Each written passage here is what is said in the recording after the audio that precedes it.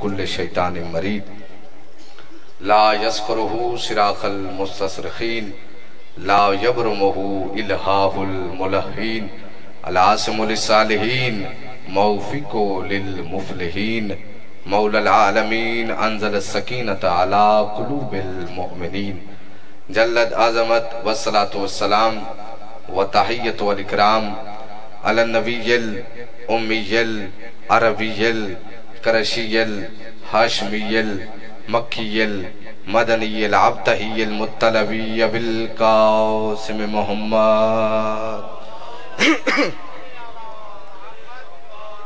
والصلاة والسلام وتحیت والاکرام علی اہل بیتہ الطیبین الطاہرین المعصومین المنتجبین المنتخبین المطہرین المظلومین الذین اذهب اللہ عنہم الرجس وطہرہم تطہیرا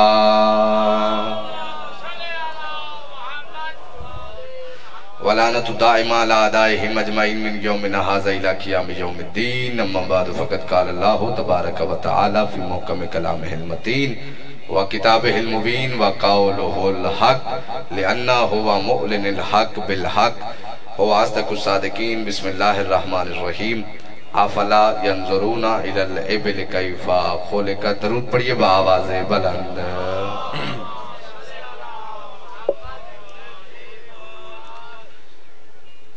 سب سے پہلے آج کے سلسلہ حسین میں میری یہ پاکیزہ گفتگو آپ کے پاکیزہ جذبات ایمانی کی نظر ہے اور ماشاءاللہ جس شوق و ذوق و ایمان کے ساتھ آپ ذکر امام حسین علیہ السلام سماعت فرما رہے ہیں یہ آپ کے پاکیزہ شجرہ نسب کا اعلان ہے اور یہ یقیناً طے شدہ کنفرم بات ہے کہ اس پاکیزہ ذکر میں آتے ہی پاکیزہ شجرے والے ہیں شجرہ خبیثہ والوں کا اس پاک ذکر سے کوئی تعلق نہیں تو لہٰذا جتنی دیر میں آپ کے سامنے ذکر کروں ہر چہرے پہ محبت اہل بیت نظر آنی چاہیے جو بات کروں اسے وصول کیجئے گا بات ضائع نہ کیجئے گا اور اگر بات سمجھ میں آ جائے تو پھر اتنا بولیے گا کہ مجھے پتہ چل جائے میرے سامنے علی کو ماننے والے بیٹھے ہیں سوچنے والے نہیں بیٹھے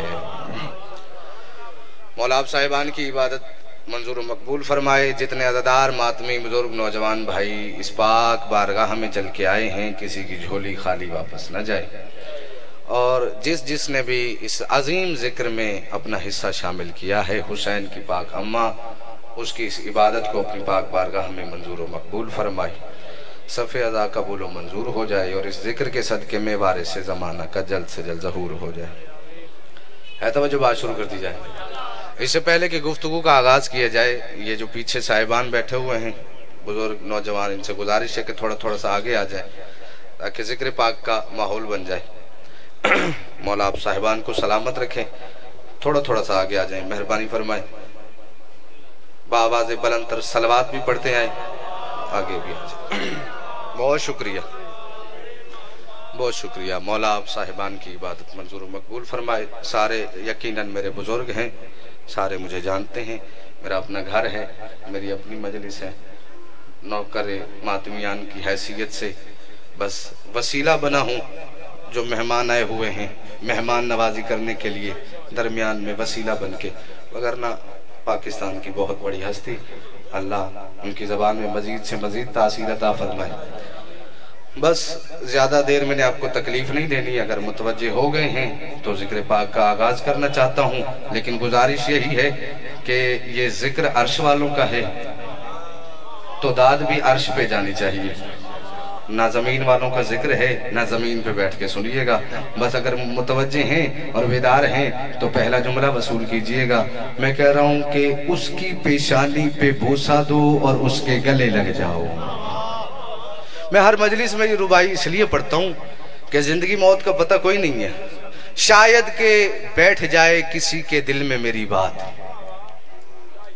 اور یہ اپنے دل کی لوح پہ لکھا کریں میری اس بات کو زندگی موت کا پتہ نہیں اگلے لمحے سیاب شاہ جی موت آ جائے کوئی کہہ نہیں سکتا اس لیے وصیت سمجھ کے دل پہ لکھ لیجئے گا اس کی پیشانی پہ بوسہ دو اور اس کے گلے لگ جاؤ کس کے سن کے جو نام علی شاد ہوا کرتے ہیں آپ زندہ و سلامت رہیں، اس کی پیشانی پہ بوسہ دو اور اس کے گلے لگ جاؤ، کس کے سن کے جو نام علی شاد ہوا کرتے ہیں، اور دشمن مولا علی سے کرو پرہیز ایسے جیسے بھیگے ہوئے کتے سے بچا کرتے ہیں۔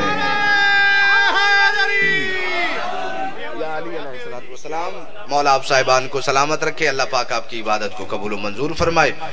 آپ کے سامنے دعا فرما دیجئے گا۔ سورہ غاشیہ اللہ کی لاریب کتاب قرآن مجید سے، اور اللہ حکم دے رہا ہے، سوال کر رہا ہے۔ صحیح دعا فرمائیے گا۔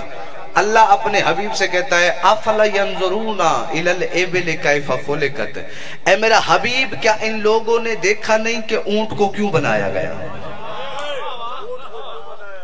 صحیح، کیا ان لوگوں نے غور نہیں کیا؟ عابد بھائی غور نہیں کیا، دیکھا نہیں؟ سیدہ دعا فرمائیے گا کہ اونٹ کو کیوں بنایا گیا؟ اب یہاں پہ رک کے بات سوچنے والی یہ ہے، اللہ سوال کر رہا ہے اپنے حبیب سے کہ یہ جو آپ کے سامنے آپ کی امت ہے، ان سے پوچھیں کیا ان لوگوں نے دیکھا نہیں کہ اونٹ کو کیوں بنایا گیا؟ سوچنے والی بات تو یہ ہے، کیا اونٹ ہمارے سامنے بنا؟ نہیں بنا۔ چلو ہمارے سامنے نہیں، وہ جو محمد کے سامنے تھے، کیا اللہ نے اونٹ ان کے سامنے بنایا؟ نہیں بنایا۔ تو پھر اللہ سوال کیوں کر رہا ہے؟ کیا انہوں نے دیکھا نہیں کہ اونٹ کو کیوں بنایا گیا، اونٹ کی تخلیق کیوں کر کی گئی؟ مجھے نہیں پتا جملہ سننے کے بعد کون یہاں پہ بیٹھے گا اور کس کی معراج ہو جائے گی۔ میں آپ سے سوال کرتا ہوں، اللہ نے جو کہا ہے صحیح، کیا انہوں نے غور نہیں کیا کہ اونٹ کو کیوں کر بنایا گیا؟ اب تک نہیں سمجھے؟ غدیر والے دن منبر کس کا تھا؟ پالانوں کا۔ پالان کس پہ ہوتے ہیں؟ اونٹ پہ۔ تو اللہ کہنا یہ چاہتا ہے غور کرو، ہم نے اونٹ بنائے کس لیے؟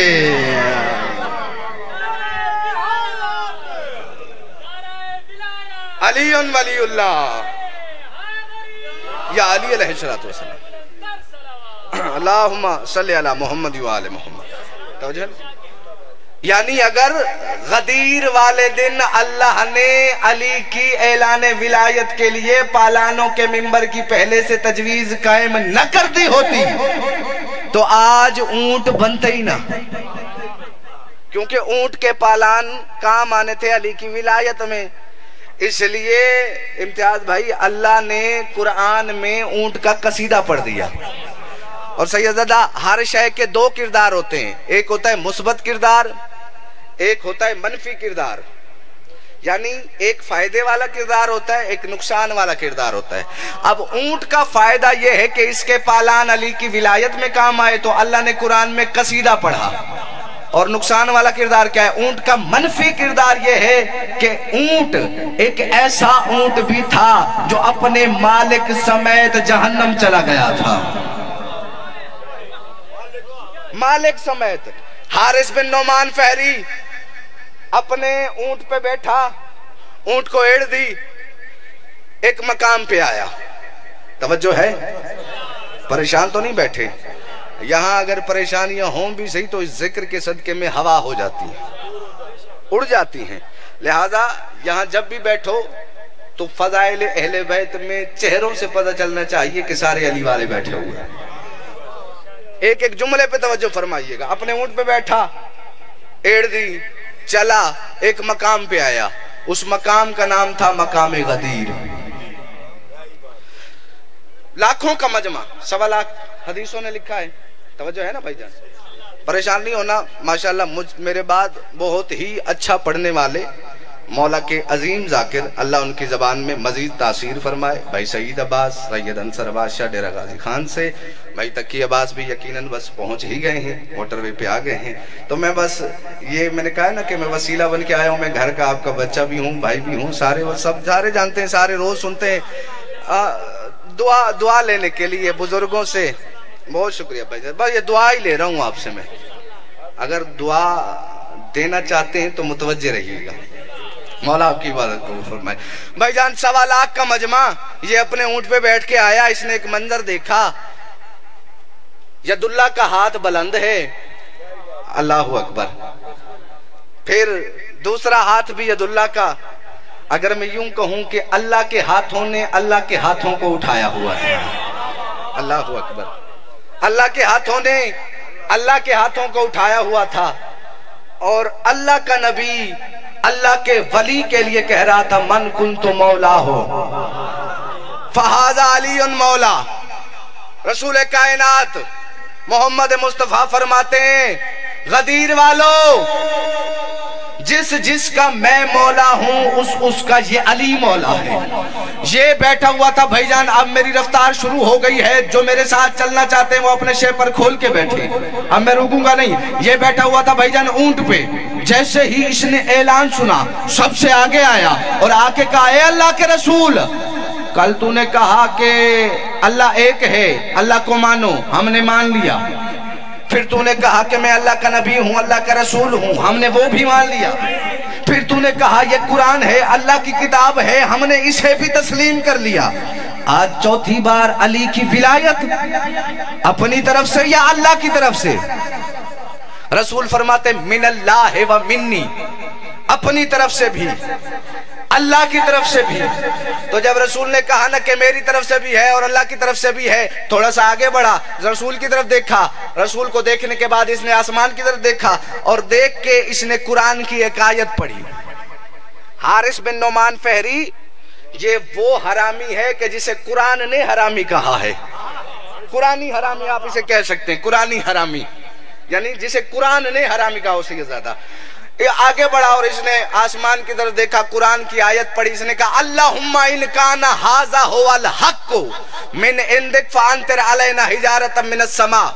حارث نے کہا پالنے والے اگر یہ علی کی ولایت حق ہے اور تیری طرف سے ہے, میں علی کی ولایت کو نہیں مانتا. اگر علی کی ولایت قرآن کی آیت پڑھی اس نے, اگر یہ جو نبی نے کام کہا یہ حق ہے تیری طرف سے ہے, میں اس کام کو نہیں مانتا. آسمان سے پتھر برسا. فوراً اللہ نے قرآن کی آیت میں جواب بھیجا ما کان اللہ لیعذبہم وانت فیہم. اے میرا حبیب عذاب کیسے بھیج دوں تو جو موجود ہے. اللہ اکبر. سیدزادہ اس نے مانگا عذاب, اللہ نے کہا عذاب نہیں بھیجوں گا تو موجود ہے. اے ہائے ہائے ہائے, یہ قرآن کی آیت کا جواب ہے. اس پہ عذاب آیا تھا. ہائے ہائے ہائے, خدا کی قسم یہ حارث بن نعمان فہری کوئی بہت بڑا چودھری نہیں تھا, کوئی سندھی میں کہیں وڈیرا نہیں تھا. اس نے ایک منظر دیکھا ہوا تھا. کل جب رسول نے کہا تھا نا یہ قرآن اللہ کی کتاب ہے اسے تسلیم کرو, اس وقت بھی ایک جاہل نے, بلکہ جاہل نہیں جاہلوں کے باپ نے, ابو جہل نے کہا تھا کہ اللہ کے رسول یہ قرآن حق ہے اور اللہ کی طرف سے ہے, میں اس قرآن کو نہیں مانتا, اپنے کہے اللہ سے عذاب بھیجے. اللہ نے ابو جہل سے کہا کہ حبیب تیری موجودگی میں ابو جہل پہ عذاب نہیں بھیجوں گا. جہاں محمد موجود ہو وہاں پہ عذاب نہیں آتا, جہاں محمد موجود ہو وہاں عذاب نہیں آتا. بس وقت گزرتا گیا, غدیر کا دن آیا, حارث بن نعمان فہری آیا. اس نے کہا وہ قرآن تھا, یہ علی کی ولایت ہے. اللہ کی طرف دیکھ کے کہا اگر ولایت حق ہے اللہ کی طرف سے ہے, میں علی کی ولایت کو نہیں مانتا.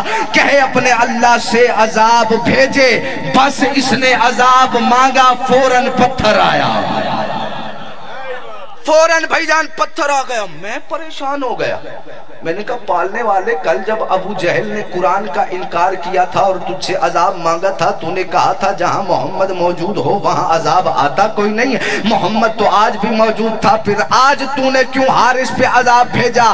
آواز قدرت آئی عامر تو خود فیصلہ کر لے.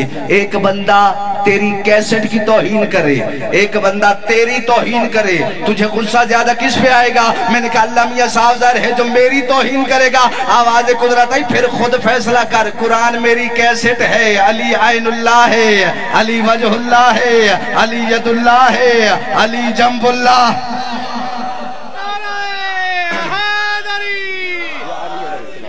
مولا آپ صاحبان کو سلام. اس پہ عذاب آنا لازمی ہو گیا تھا. اب تقریر بہت لمبی ہے, میں اسی آیت پہ اکتفا کرنے لگا ہوں, اسی آیت پہ. اچھا یہ تو آپ لوگوں نے سن لیا، حارث نے عذاب مانگا، اللہ نے عذاب بھیج بھی دیا۔ کتنی عجیب بات ہے نا۔ منکر ولایت علی حارث بن نعمان فہری تھا، اللہ لعنت کرے اس پہ۔ یہ اونٹ پہ سوار ہو کے آیا تھا، جب پتھر گرا اس کو بھی چیر دیا، اونٹ کے پیٹ کو بھی چیر کے اونٹ کے پیٹ سے نکل گیا۔ منکر تو یہ تھا، اونٹ بیچارے کا کیا قصور تھا، وہ کیوں جہنم گیا؟ آواز قدرت آئی، عامر عباس چاہے حلال جانور تھا، سواری تو علی کے دشمن کی بن کے آیا تھا نا۔ چاہے حلال جانور ہو، علی کے دشمن کی سواری بنے، خدا معاف نہیں کرتا۔ اور اس کے برعکس میں نے خود تاریخ میں یہ الفاظ پڑھے ہیں، چاہے حرام جانور ہو، حجت کا احترام کرے، اللہ جنت میں بھیج دیتا ہے۔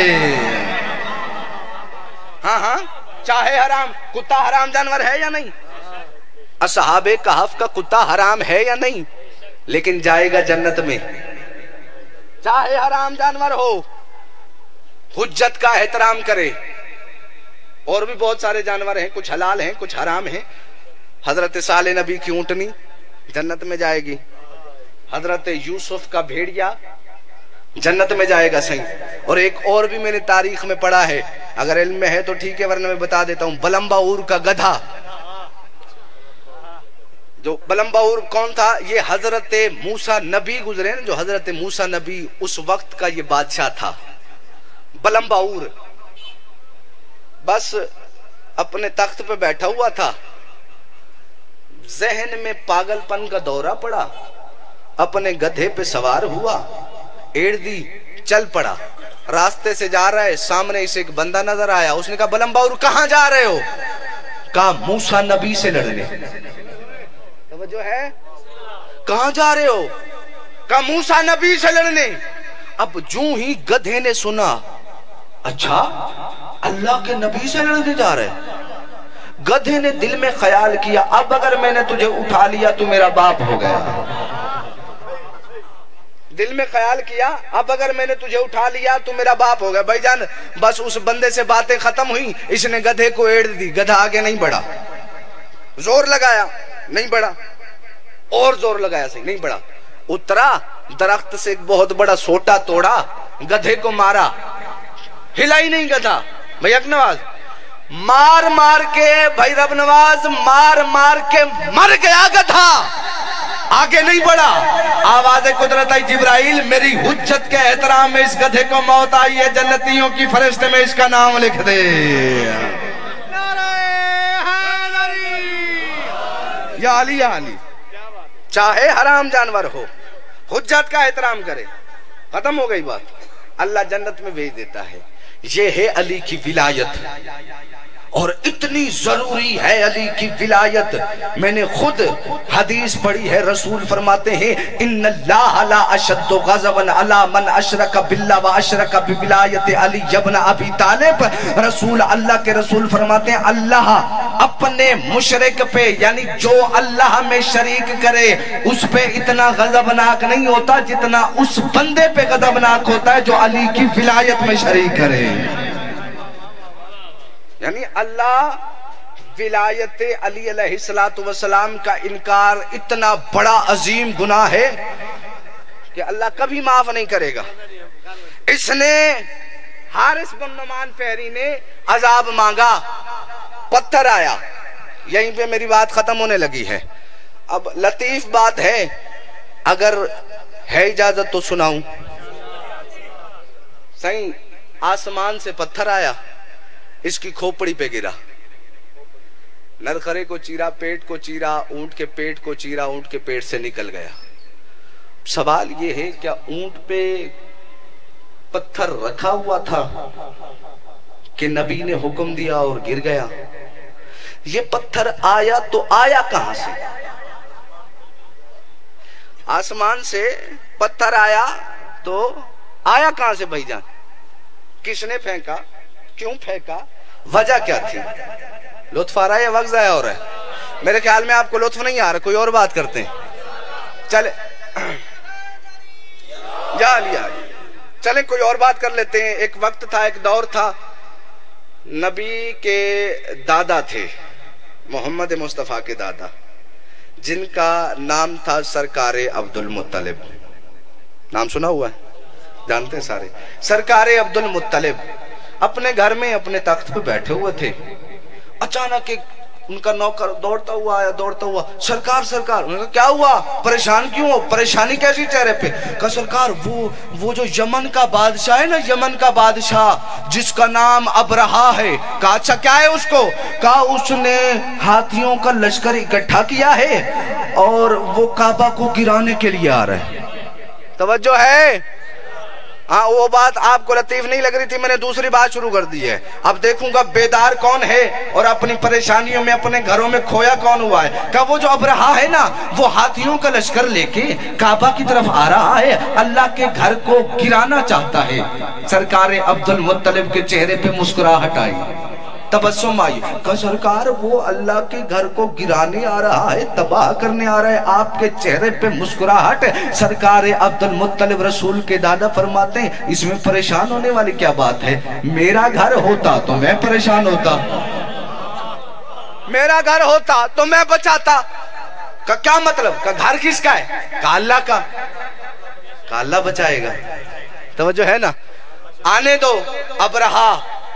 بھائی جان کئی ہاتھی لکھے ہیں تاریخ نے، ہاتھیوں کے لشکر کے ساتھ کعبے کی طرف بڑھ رہا تھا کہ ادھر اللہ نے اپنے لشکر کو حکم دیا. میں نے کہا ہے میں نے جملہ پڑھنا ہے، اس کے بعد دیکھنا ہے کہ میرا مجمع بیدار کتنا ہے اور میرے مجمع کا سماعت کا معیار کیا ہے. اللہ نے بھائی جان اپنا لشکر بھیجا. ابابیل قرآن میں ذکر موجود ہے، پرندے ہواؤں میں پرواز کرتے ہوئے، منہ میں چھوٹی چھوٹی صادق بھائی کنکریاں پتھر تھے. جیسے ہی ہاتھی خانہ کعبہ کے قریب آئے، ادھر اللہ کا لشکر آیا اور انہوں نے پتھر پھینکے. خدا کی قسم ان پتھروں میں آگ تھی، جس ہاتھی پہ گرتے تھے ان کے اندر سوراخ ہو جاتا تھا. اب اللہ جانے کون موجود ہے، کون کھویا ہوا ہے. ان پرندوں میں، ان ابابیلوں میں سے ایک کمزور ناتواں بیمار پرندہ تھا جو کبھی اس ٹہنی پہ بیٹھتا تھا، کبھی اس درخت پہ بیٹھتا تھا، کبھی اس شاخ پہ بیٹھتا تھا. سارے پرندے تیزی کے ساتھ پرواز کر رہے تھے. جب انہوں نے اللہ کے دشمنوں کو فنار کر دیا، ہاتھی ختم ہو گئے، وہ پرندے اللہ کے گھر کو بچا کے واپس جانے لگے. کیا دیکھتے ہیں؟ ایک کبابابیل ہے، کمزور ہے، بیمار ہے. سارے پرندے مل کے اکیلے پرندے کو کہتے ہیں کتنا بدبخت ہے تو، کتنا بد قسمت ہے تو نے ہمارے ساتھ مل کے اللہ کے گھر کو بچانے میں ہماری مدد نہیں کی. بھائی جان اتنے سارے ابابیل تھے، ایک ایک پرندے نے اکیلے پرندے کو تانا دیا.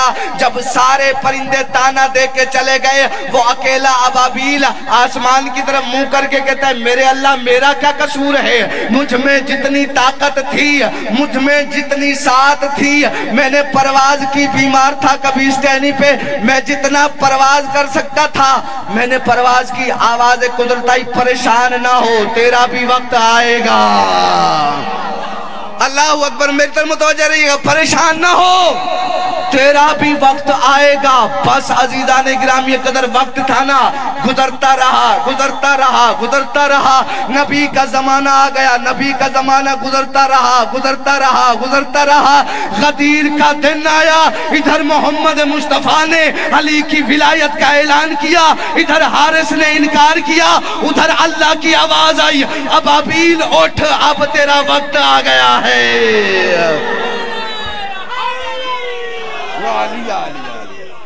ابابیل اٹھ، تیرا وقت آ گیا ہے. منبر علی کی قسم وہ اکیلا ابابیل فخر کے ساتھ پرواز کرتے کرتے مقام غدیر کے اوپر آیا.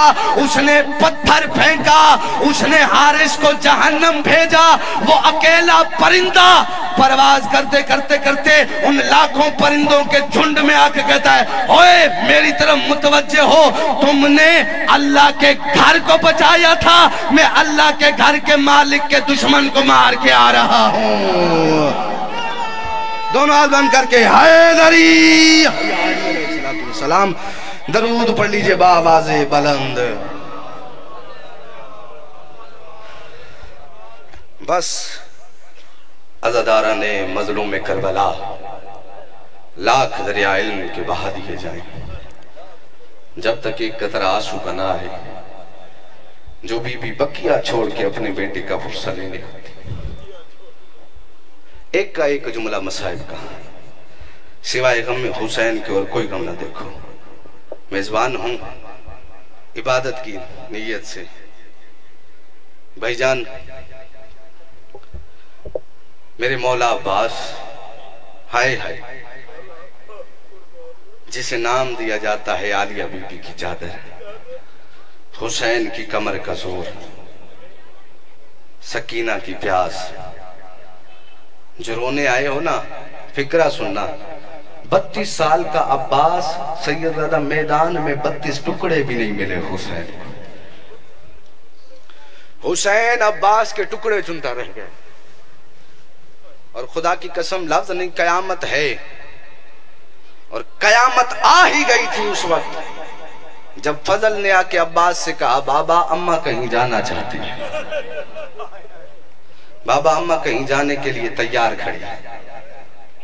جلال آیا میرے مولا عباس کو، خیمے کے دروازے پہ آئے، عجیب منظر دیکھا، سر سے پاؤں تک فضل کی ماں چادر میں لپٹی ہوئی ہے، کپڑوں کی ایک گٹھڑی سینے سے لگائی ہوئی ہے، ایسے کھڑی ہے شہزادی جیسے کہیں جانا چاہتی ہوں۔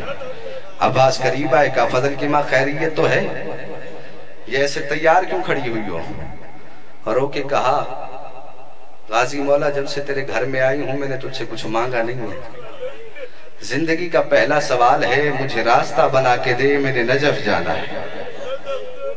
جب بیوی نے کہا نا میں نے نجف جانا ہے، جلال آ گیا میرے مرشد عباس کو۔ جلال میں فرماتے تو کوئی زینب سے زیادہ تھکی ہوئی ہے، تو کوئی ام کلثوم سے زیادہ تھکی ہوئی ہے؟ رو کے ہاتھ جوڑ کے کہتی ہے مولا نہ میں زینب سے زیادہ تھکی ہوئی ہوں، نہ میں ام کلثوم سے زیادہ تھکی ہوئی ہوں، لیکن اس وقت جو میری مجبوری ہے نہ وہ زینب کی ہے، نہ وہ ام کلثوم کی ہے، نہ وہ قاسم کی ماں کی ہے، نہ وہ اکبر کی ماں کی ہے، مولا میری بڑی مجبوری ہے۔ عباس فرماتے میں بھی تو سنوں کیا مجبوری ہے توری؟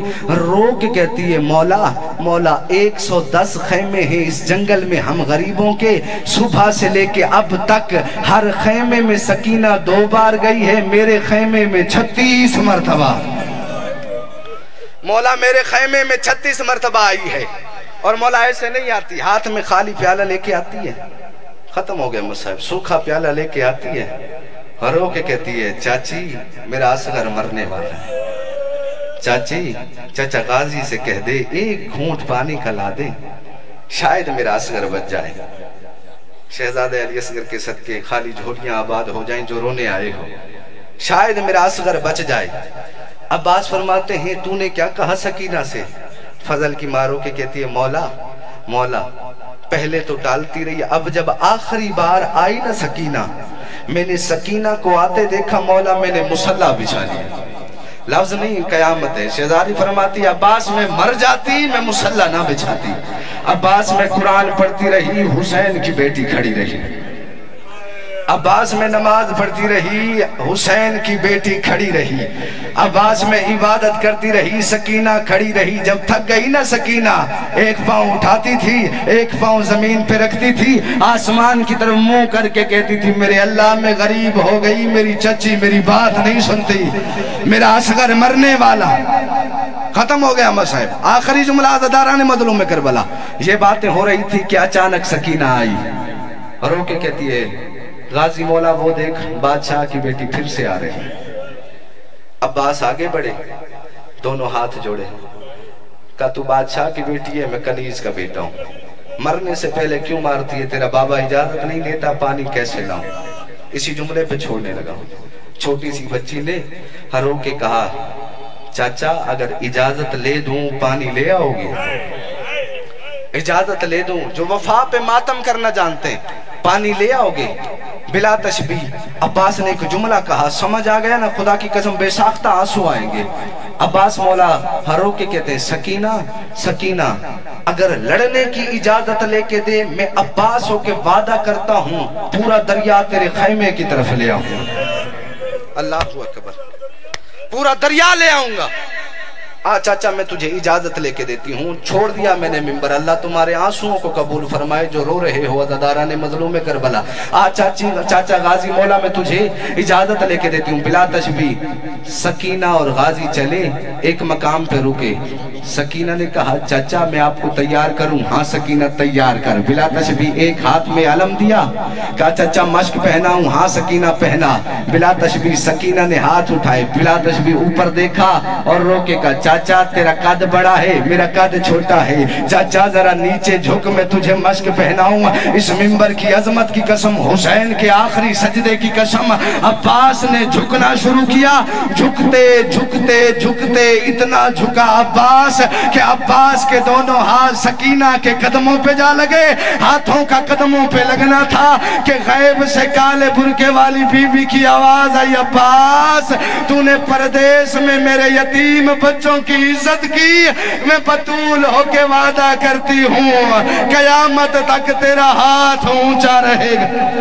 अल्लाह लानतुल्लाह अलल कौम ज़ालिमीन।